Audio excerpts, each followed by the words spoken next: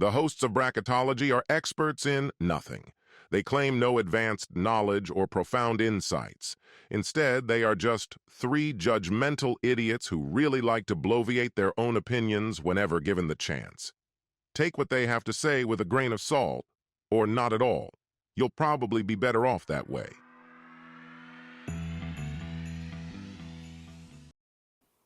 Oh my God. You okay over there? No, What's going on? I'm struggling.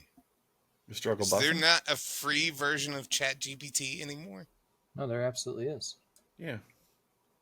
Then why won't it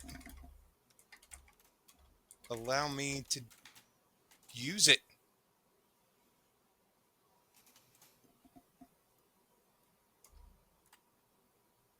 Are you sure the website's not the problem and not user error? I've seen you with technology. No one else has because you still can't figure out how to get your Twitch to work. Well, But no. I have.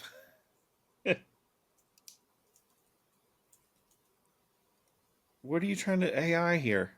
Is our magnificent collection of talent here not enough that you need to feel like you need to bring in an AI? Yes, that's exactly it.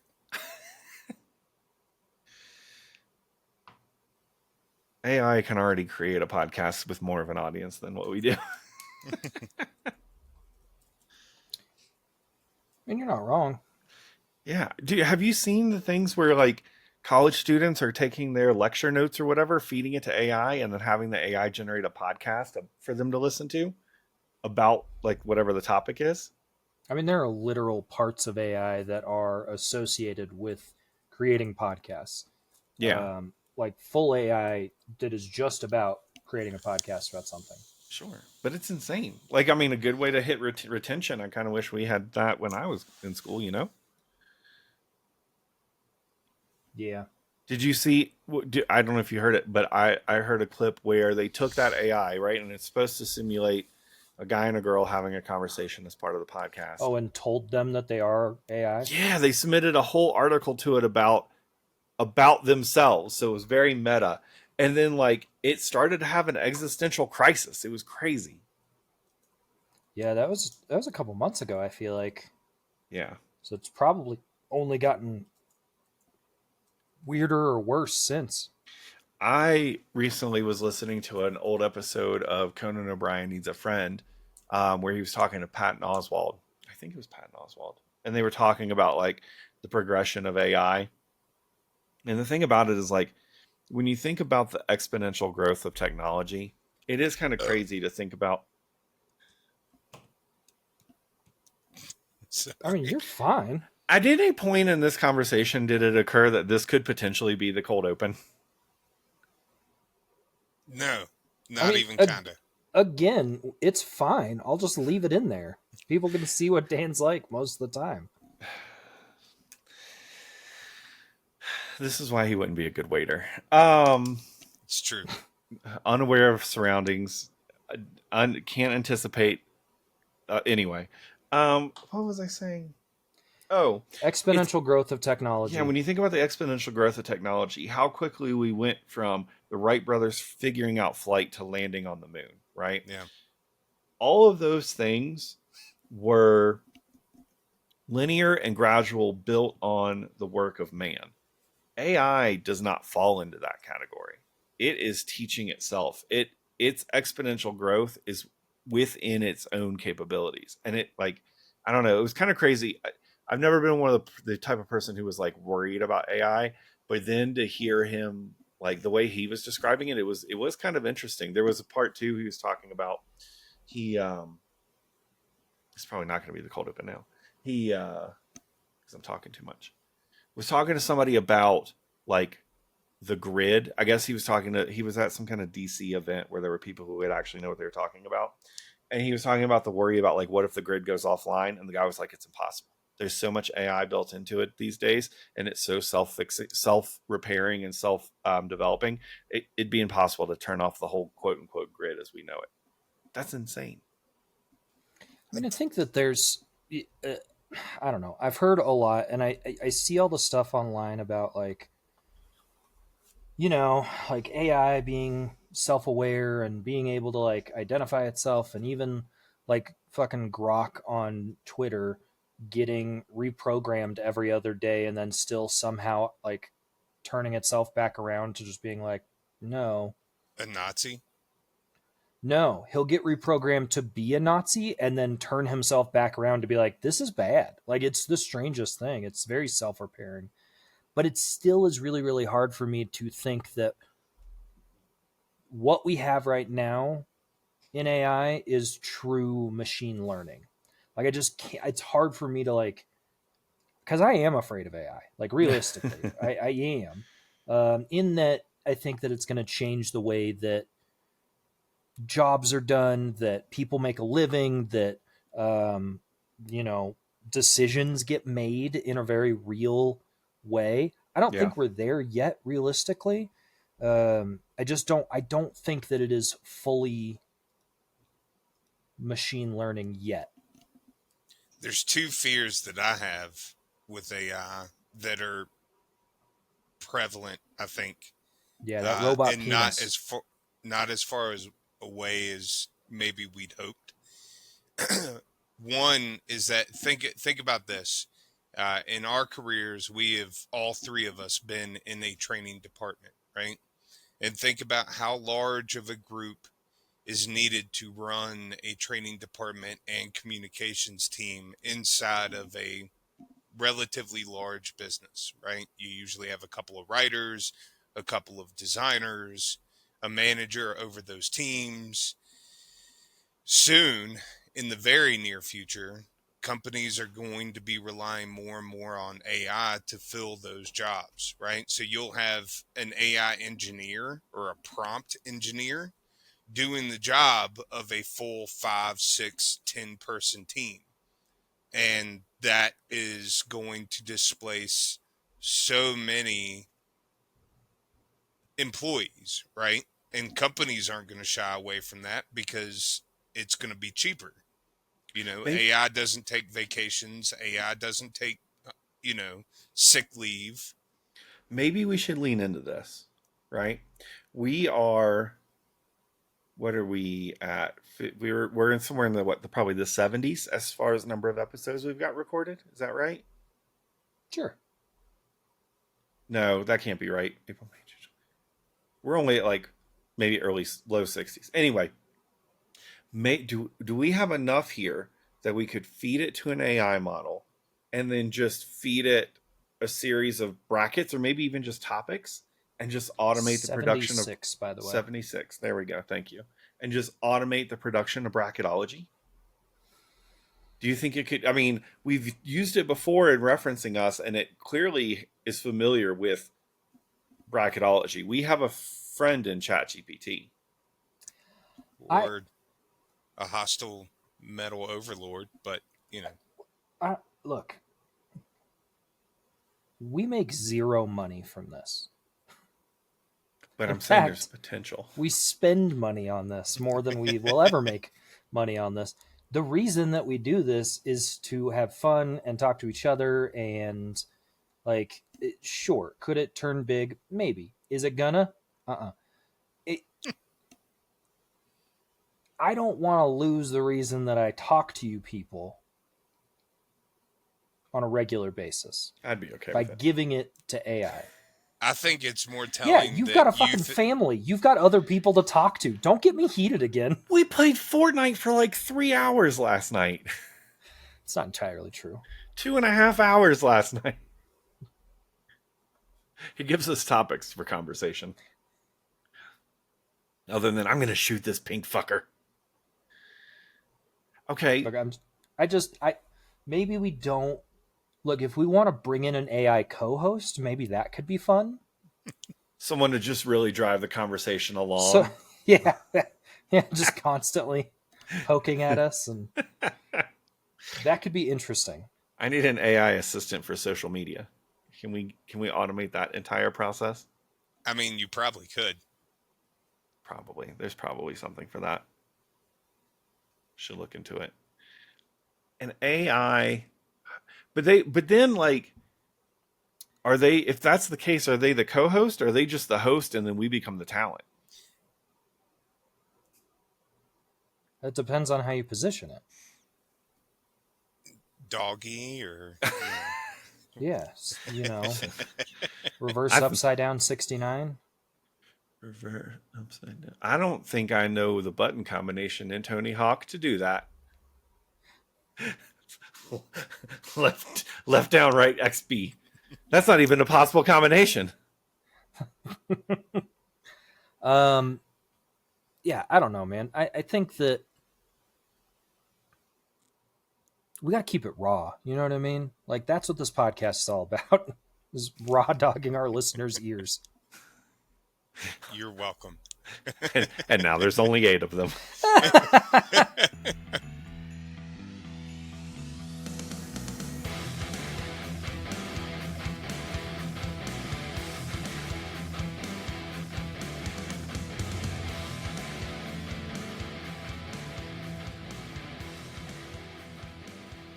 Hello and welcome back to Bracketology, the podcast that definitively decides all things tournament bracket style. I'm as big as a whale, Scott Grubb. I am the Sultan of Summertime, Matt Robinson. And if you need a laugh, call me. Maybe. I'm Dan Default. This week, we in quarterfinals. We have entered the quarterfinals. You think this far in we would know how brackets work? The quarterfinals of our Boppiest summer bop to ever bop in the summer bracket. Every time I say Bop that, and right along. I feel a little impressed with myself. We have 4 matchups. It'll get us down to our semifinal and final, which will be next week. 8 songs to talk about today, though. Gentlemen, start your engines. Where do we want to go? Just top left, move around. Smooth versus I Got a Feeling. Okay. All right. Smooth is Santana and Joe Morrison. Rob Thomas. Close enough. Yeah, the same thing. I Got a Feeling, Black Eyed Peas. Name 2 members of Black Eyed Peas. Fergie Uh-huh. and Will I Am. Hey, look at you. Name a third. Suck it. Nope. No one You knows said a third. 2. You said 2. I knew 2. I was impressed you got Will I Am, honestly. I didn't doubt you with Fergie. But I mean, Will I Am has a pretty memorable name, thankfully. Yeah, Hey, I mean, that's fair. Start saying William and then start spelling it halfway through. Throw some periods in there and see what happens. So both these have pretty summer feels to them, right? Smooth is not rough. Thanks, Some Dan. would say it's sanded the rough edges. I'd like to trade out for the AI co-host now. What? Hold on. I Got a Feeling just has the it has the boppiness to it. You know what I mean? Sure. Like, I definitely think when you think of Boppiest summer bop is pretty heavy in that. Yeah. I Got a Feeling is very boppy. It is one of those things that's, it's hard not to bop a little bit. But what point do we balance out the summery aspect of it? I mean, that is a leading adjective there, right? It's a summer bop. Motherfucker, I just edited tomorrow's episode, so last week's episode. You made the exact opposite argument in that episode. Behind the curtain. But boppiest is the most common word in our description, so that probably takes more of a balance to it. Fuck you. We could You make are an such a AI flip-flopper. of just Scott arguing with himself using his previous takes. I bet if you really went back and listened, there's probably a compilation of us doing exactly that from episode to episode. Going back to this argument, though, it's kind of tough because Smooth is not a song that you would hype up a party crowd with, but that doesn't mean that it is any less of a bop. It is a solid jam with the smooth guitar riffs of Carlos Santana and the buttery vocals of, you know, whatever Matt said. Rob Gronkowski. Rob Gronkowski. He does I the Gronk spike. I have a feeling that I got a feeling Yeah. that any night can be a good night, whether it's a July night or a January night or whatever. I got a feeling I feel like it's kind of it's an all season spot. Smooth, I think, brings that Latin heat that's only appropriate really in the summer. It feels more like a summery bop to me. Your argument is paper thin, brother. Like, I don't agree with that at all. Like, when I hear I got a feeling, it does feel like the summer. Like, what about that song is But where are wintry? you most likely to hear I got a feeling? I don't fucking know. We got On to the go back to radio? the Venn diagram. Sure. Car, fair, party, barbecue. I think I you're don't- more likely to hear I got a feeling at like a public event, like a Barbecue fair, or for a fair? example. I don't even know. I mean, is this on your barbecue playlist? It absolutely is on people's barbecue playlists. You can't ask Matt specifically if any of these songs are on his barbecue playlist. Correct. Sure. My barbecue playlist is white noise.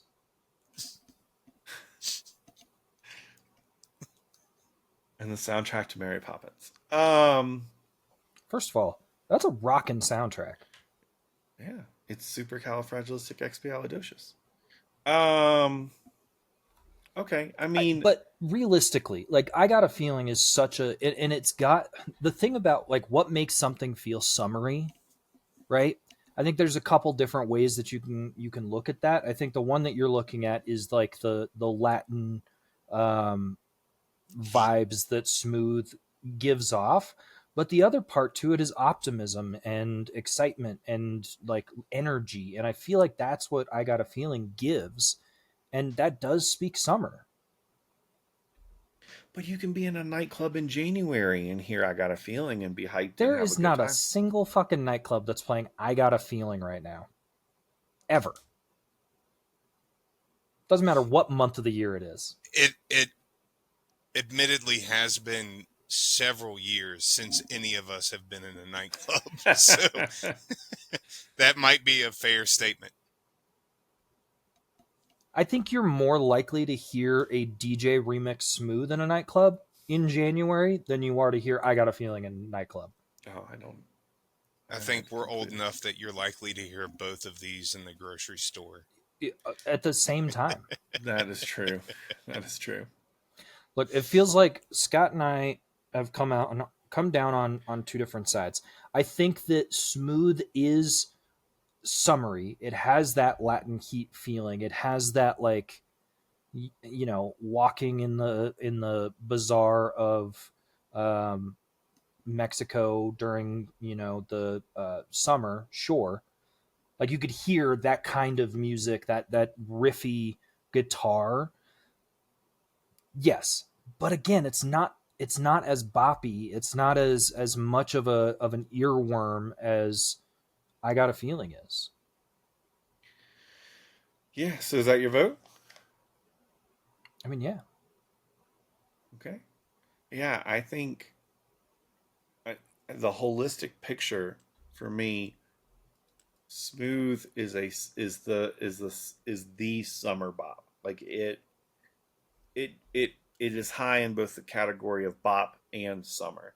Whereas I feel like I Got a Feeling is not as high in the summer thing. I feel like it can work anywhere. So I think my vote's going to be Smooth. Dan, tiebreaker. Dun, dun, dun, dun. This is tough because both of them bop hard in the summer, but only one of them has the smooth guitar stylings of Carlos Santana. Smooth is the boppier of the two. And yeah, it might not be as upbeat as I Got a Feeling, but that does not make it any less of a bop, any less of a vibe, and that vibe is totally summer. I don't like when Dan's the tiebreaker. Why? Because it's lose-lose. I Up like next. when I'm the tiebreaker. Up next, Call Me Maybe by Carly Rae Jepsen versus Boys of Summer. Boys of Summer. Don Henley. We have said throughout this bracket that we were counting both the Ataris and Don Henley I know. version. I'm just saying. That was what was thrown out there. So Call Me Maybe, Carly Rae Jepsen, Boys of Summer, Don Henley, and or the Ataris. I think one of these songs is an earworm, and we've already talked about what was that one song with the garbage lyrics? That is an earworm that doesn't deserve to be. Friday by Rebecca Black. Well, no. It's on this list. I just can't remember what it's called. Summer the Girls LFO by Summer LFO. Girl. Yeah. So those two are admittedly annoyingly catchy. But I don't think that makes it a good song. It's just catchy. Boys of Summer is timeless. It's so timeless that it was covered, and the cover is just as good, if not better, than the original. No, the cover's better. You can cover dog shit too. Like, it doesn't have to be a timeless song to be covered by a band. Sorry, but like, but it helps if the song that you cover is really good, right? Nobody covers really bad songs. That being said, I think we have to give Call Me Maybe the respect that it deserves because it took out some fucking titans in this bracket. But I think this is where its journey should end. How do you feel about that, Matt? I don't fucking know. I mean, I understand what you're saying, Dan, in that it is a very catchy song. I think it's annoying to the point that it is because of how catchy it was more than anything else. I don't think it's a bad song. Like, when you go back and you re-listen to Call Me Maybe, like, I don't think it's as bad as LFO. You know what I mean? Also, FYI, shots about to be fired. Scott's been listening to LFO a lot lately, so I just want to let everybody know that. I listened to parts of 4 tracks because I was trying to come up with a game for us to play in this show. So can I ask you? Fun fact, it didn't work out. Since we're already taking the sidebar, I really want to know. Summer Girls is definitely the only LFO song I've ever heard. Yeah. Are the other songs just as lyrically batshit crazy as Summer Girls? Fun fact, that was the game I was hoping to create. I went looking, I didn't even really listen to the songs. I hit play on them and then pulled up the lyrics in Spotify and scrolled through the lyrics because I was looking to see if any of their other songs were as batshit nonsense. And then I was going to play a game where I put in their lyric and then made up 2 of my own. And then you had to guess which one was the real LFO lyric. Sad fact, no, they're not as all word garbage as Summer Girls is. The rest of their songs tend to kind of make sense. There is a random lyric thrown in there every now and then just to try and get a stretch rhyme or something, but nothing like Summer Girls. But we know they have the potential and capacity. Yes, and we know that Chinese food makes them sick. Yeah. So, to get back on track. You started it. Kinda. Maybe. I don't know. Call Me Maybe has a tone to it that is, again, something that we all can relate to, right? Like going to the mall, like hanging out with people, you see somebody like you're interested in. If you're not a completely self-conscious social outcast like myself, you might go up to them and be like, "Hey, you should call me." Um, so we can all at least relate to some of that song. I do think that it is better than Dan's giving it credit for. Like, I think, is Carly Rae Jepsen a one-hit wonder? Probably. Jepsen? Is that right? Did I say that right? Okay. Um, I went and I was listening to the Atari's version of Boys of Summer, and then I listened to the Don Henley version of Boys of Summer. I just don't it. I don't really enjoy the song. Like, it's fine, but it doesn't have that like excitement that goes with summer for me. Um, I don't know. Those are my immediate thoughts. I'll keep like thinking, but Watch real close because I'm about to flip flop from my previous argument in the very last round. weird. Who the fuck saw that coming? I think for me, Boys, well, maybe not necessarily completely flip flop, but I'm questioning it. For me, I think Boys of Summer benefits from the fact that the summer is right there in the title. And so it kind of like by default gets this summer vibe from that. Kind of the same way that Smooth does. Like, I don't see myself listening to Boys of Summer year round. It seems like a more seasonal thing. But again, again, similar to Smooth, but I just wonder if that's a by default kind of thing. I wonder if it's really impacted by literally like the title of the song. Whereas Call Me Maybe, I feel like is so strong in that bop category that I don't know if the time of year matters too much. But again, that's almost inverse to what I said before. The only caveat being, again, it has literally the word summer in the title. And the Atari's version is definitely the better of the two. The only reason that the Atari's version is better is because it uses like decent musical sound. Yeah. Like the lyrics and everything, it's all the same. I'm watching the music video of the Don Henley, and it's fucking weird. I'm gonna go back to what I was arguing about in the last week's episode. Music video makes a difference here, and like this whole thing is almost like the guy is in the winter thinking about the summer nights. Isn't he wearing like a big jacket? Yeah, he's wearing a jacket with the popped collar up, and he looks cold. He's like, and then there's random video of people running on a beach. But that is the essence of the song. The song is about nostalgia. It is about looking back, and it is about a little bit of regret. But it's about that longing for the days gone by, especially those summer days, and the love that you had in those summer days. So really, you shouldn't be listening to the song in the summer. No, Apparently. you should to enjoy the times as you are in them. I think that's Don Henley's message, is that you shouldn't wait till you realize that the good times are gone to enjoy the good times. Well, let's ask him. Ladies and gentlemen, Don Henley.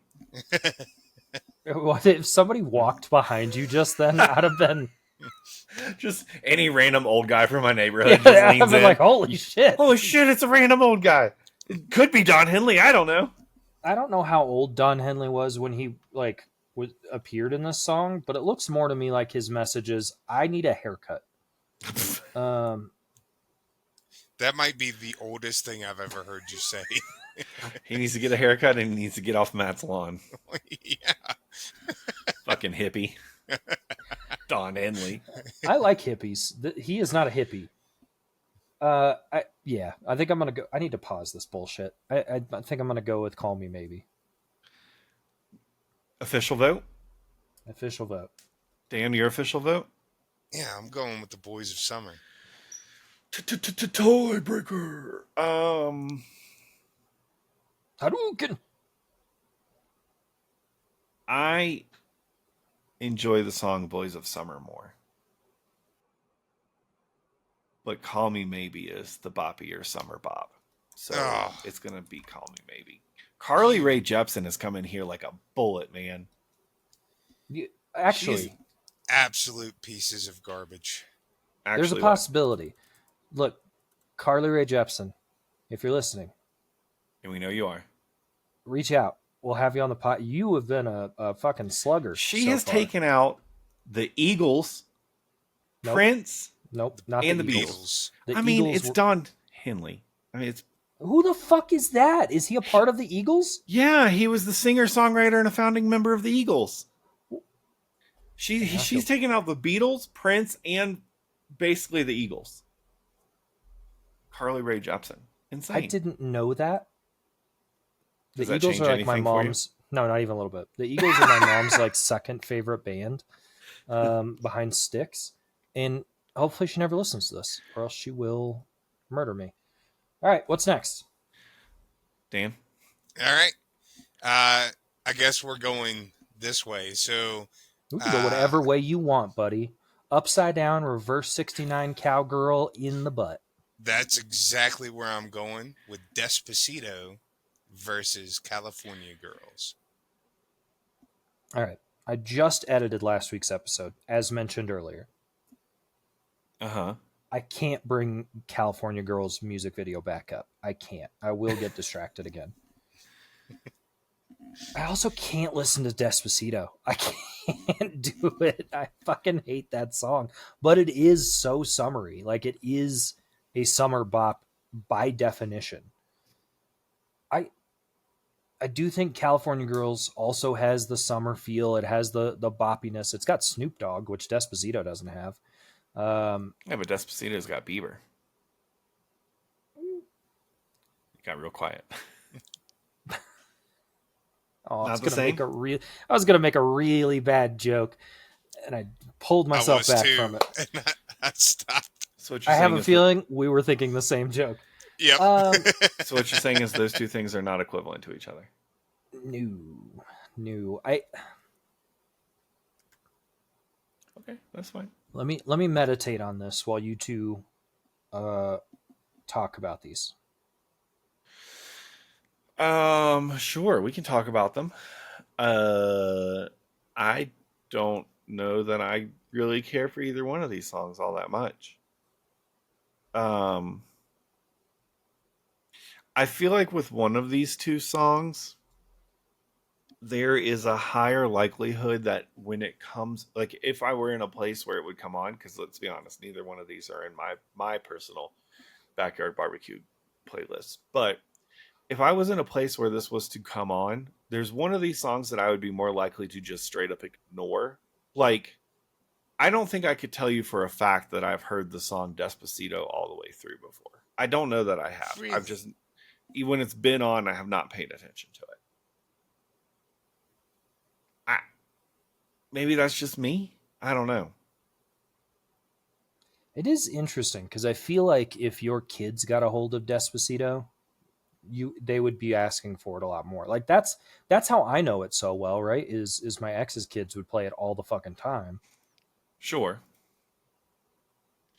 And it just it is a bop. It does feel like summery. But it just gets fucking stuck in there, and then you want to like claw the worm out with a pair of tweezers and a paring knife. But is that a side effect of its boppiness? Does that? That's what I'm saying. Yeah. Yeah. I think I think that's a symptom. You know. Should we regard that as a positive? I do. So here's the thing. California Girls has Snoop Dogg. That is incredible. What he brings to that track is incredible. But for me, specifically, since we're doing this so scientifically, the first time I really listened to Despacito was the first time I went down to Mexico. And we were on a boat going I'm on a boat.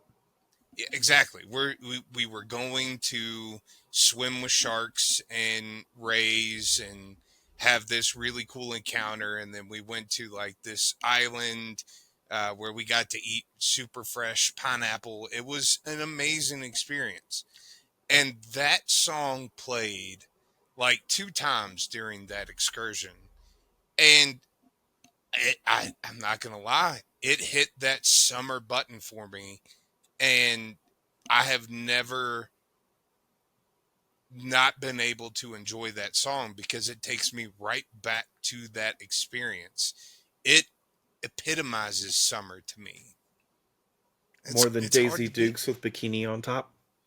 I mean, look, we went to a university where that attire was year round. You could see people walking in and out of BTs, wearing that, hoping that the herpes would keep them warm.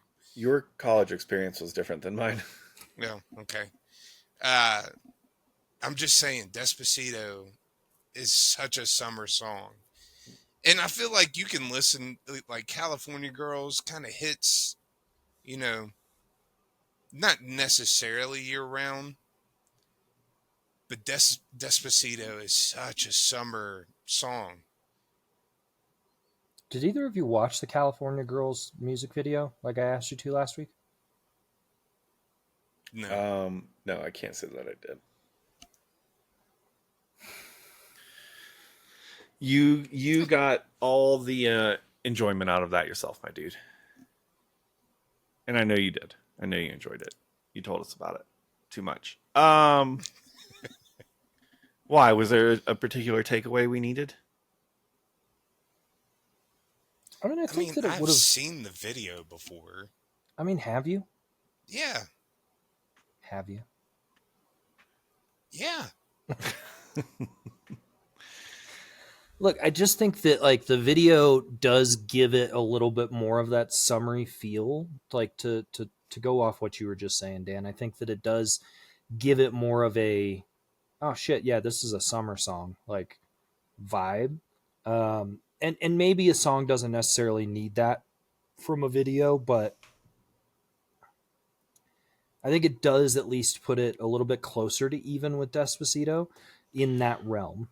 I think one thing to keep in mind, though, in the scope of the Venn diagram, if you're at a carnival or in your car or at a backyard barbecue, you're not going to be watching the video.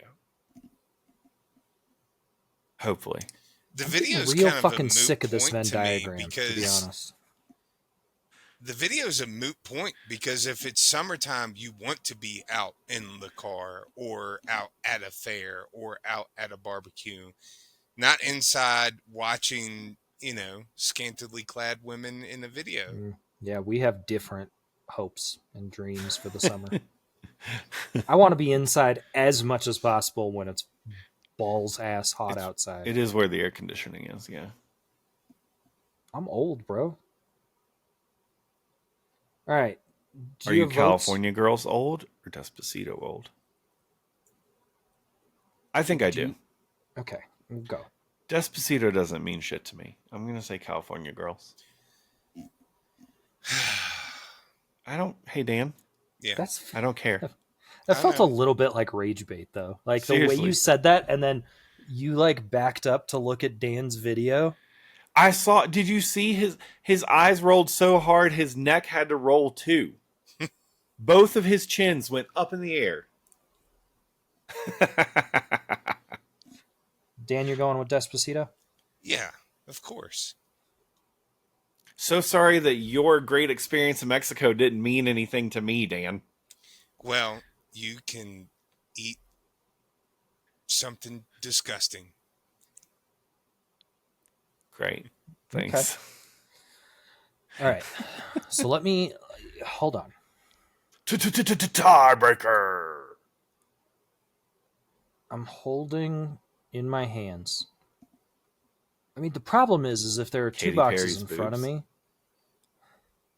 If there are two boxes in front of me, and one is Despacito and one is California Girls, I'm clearly going to choose one over the other. But if there's two boxes in front of anybody, the world, I can't take away from Despacito how much of a fucking banger it was. Since when do you go with the majority over your own preference? You're not the only one that can flop, you dick ass.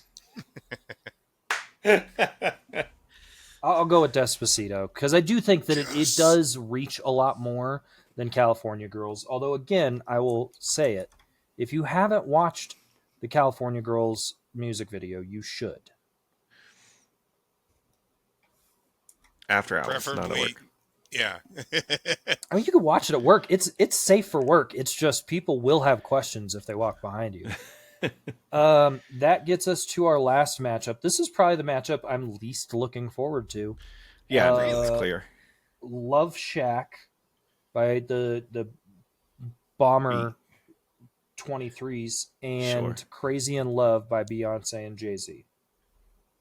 Why are you least looking forward to this matchup? Because I know both of you fucks are going to vote Love Shack, and I don't think that it deserves to be in the semifinals. You're right. I don't think it's a summer song. I don't think it is a summer song. What? Why not? What because makes it doesn't it make me feel like summer. What makes it? What makes I Got a Feeling more of a summer song than Love Shack in your field? Or Call Me Maybe. Because positivity, good vibes. They're talking about a getaway that they're going to that's all about love and having a good time. Look, I've said this before. The only thing that Love Shack makes me think about is the Flintstones movie. That's literally the only feeling I get about when it. they perform it and everyone's partying and having a good time?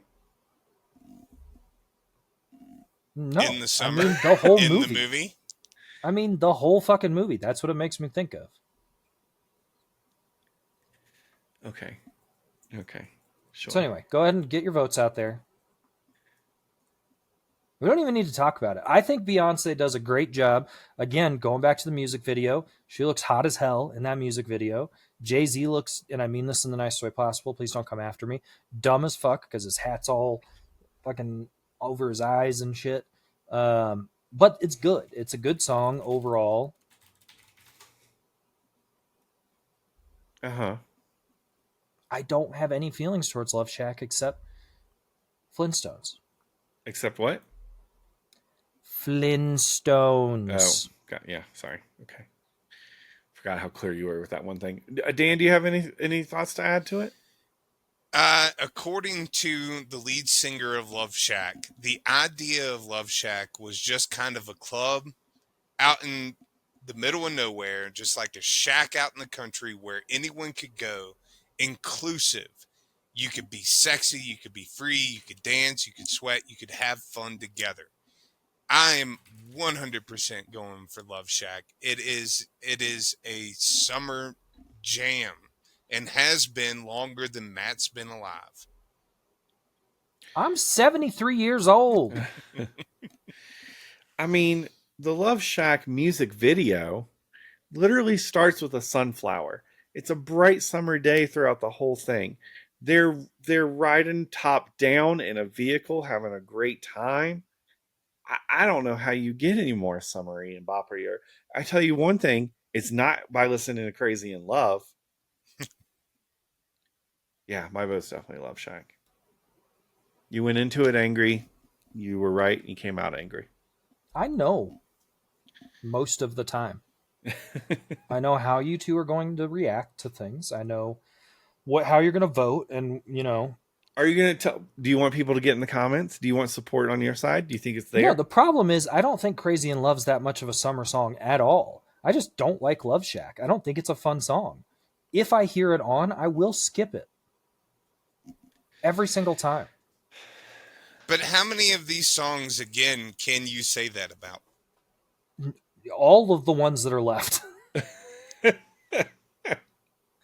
Most of the ones we started with. I don't... Look, in case it's not clear, I don't listen to this music. And it's not that it's bad music. It's just that most of this is very fucking surface level bullshit. And I don't go for that. I want music to make me sad.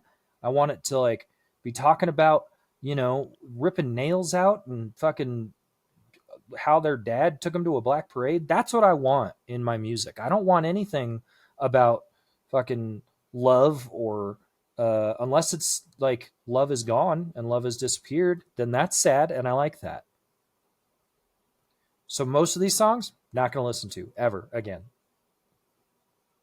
It's really what that comes down to. We need Matt. And you know what? That's okay. Matt needs to develop the next music-based bracket. If that means that y'all will listen to the songs that I tell you to, I'm here for it. I'm already regretting what I just said out loud.